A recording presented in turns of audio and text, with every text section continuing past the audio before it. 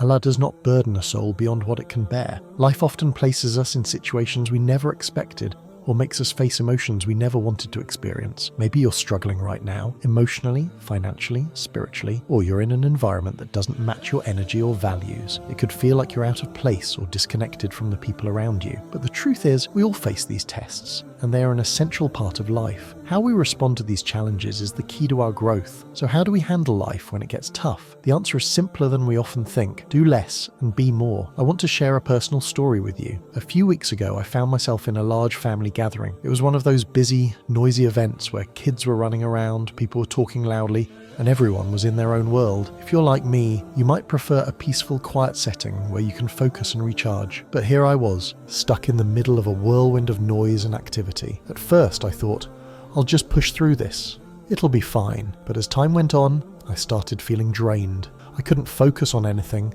and I could feel my energy being sucked out of me. Honestly, I was on the verge of leaving. Then something clicked. I remembered an idea that changed my perspective completely. Instead of fighting the situation, why not adapt to it? Life often throws us into situations that are uncomfortable or inconvenient. Sometimes we resist because we don't like it. But what if, instead of pushing back, we just flowed with it? I remembered the famous quote by Bruce Lee, "Be like water. Put water in a cup, it becomes the cup. Put it in a bottle, it becomes the bottle." Water doesn't resist. It adapts to whatever container it's in. It just flows. What if we could be like that? What if we could stop resisting the things we don't like and simply flow with them, trusting that we can find peace within? This idea is something that Islam teaches us on a deeper level. We are taught to trust in Allah's plan, to accept whatever comes our way, and to find peace in knowing that He is in control. Allah has a wisdom that goes beyond our understanding, and every situation we face, no matter how challenging, has been placed in our lives for a reason. Allah promises that with hardship comes ease. The ease may be hidden, but it's always there, alongside the challenge. So, instead of resisting the noise or chaos at that family gathering, I decided to stop fighting. I accepted the situation for what it was. I sat down, listened to the conversations around me, and started to find joy in the little moments. The noise didn't disappear, but my attitude toward it completely changed. I became part of the environment instead of trying to fight against it. And honestly, it made the whole experience feel lighter. This principle doesn't just apply to noisy family gatherings.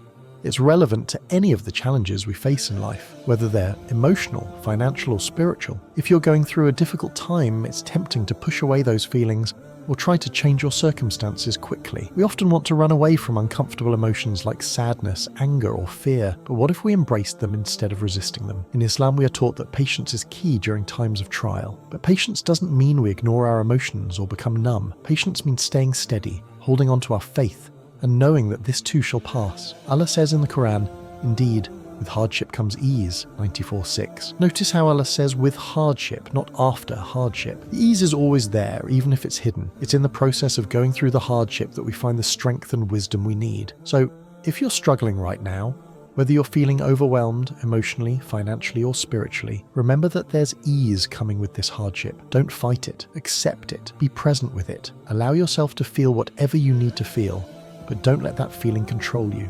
Trust that Allah is with you in every moment. Let me give you another example from my own life. Recently I moved to a new neighborhood. At first, it seemed like the perfect place. Quiet, peaceful, a good environment for focusing on my work. But after I moved in, I started to notice the constant noise from nearby construction and traffic. It felt like the peace I thought I'd found was being disrupted. I could have allowed that noise to frustrate me. I could have resisted it, complaining about how it was affecting my focus. But then I remembered what I had learned: adapt instead of resist. I began adjusting my schedule. I worked during quieter hours. I found ways to make peace with the noise, instead of letting it take away my peace. By shifting my mindset, I was able to continue working without feeling overwhelmed by my surroundings. This is exactly what I mean by do less, be more. So often, we try to change our circumstances, wishing that things were different. We spend so much energy trying to control everything around us.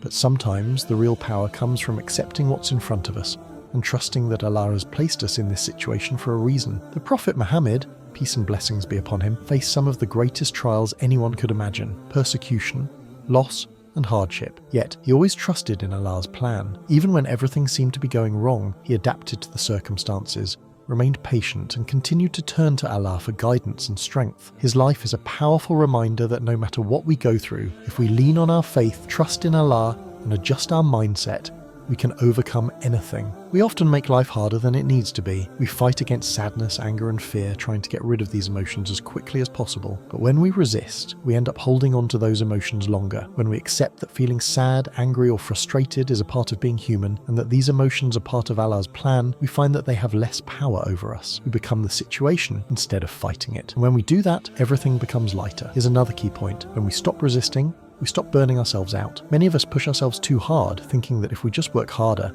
we'll finally be happy or successful. But the truth is, sometimes it's not about doing more. It's about being more. It's about being present with whatever is happening in your life, whether it's good or bad. It's about accepting what's in front of you and trusting that Allah's plan is unfolding exactly as it should. I've been going through a slower phase in my life recently. For a while, I kept pushing myself, trying to stay busy and productive, thinking that I needed to be constantly moving. But when I allowed myself to slow down and accept that I was in a quieter, more reflective phase, I felt a peace I hadn't experienced in a long time. Life has its ups and downs. Not every moment is meant to be a time of intense work and productivity. Sometimes, we need to slow down, reflect, and just be. When we embrace those moments instead of fighting them, we can find peace, even in the midst of challenges. So the next time you find yourself in a difficult situation, whether it's an emotion, an environment, or a personal challenge, don't fight it. Become part of it. Adapt to it. Flow with it, like water. Trust that Allah has placed you in that situation for a reason. When you stop resisting, life feels a lot lighter, and you'll find yourself floating through your challenges instead of being weighed down by them. Thank you for taking the time to listen. I hope this message has been helpful to you. May Allah grant us all the strength to face life's challenges with patience, faith, and trust in His plan. Remember,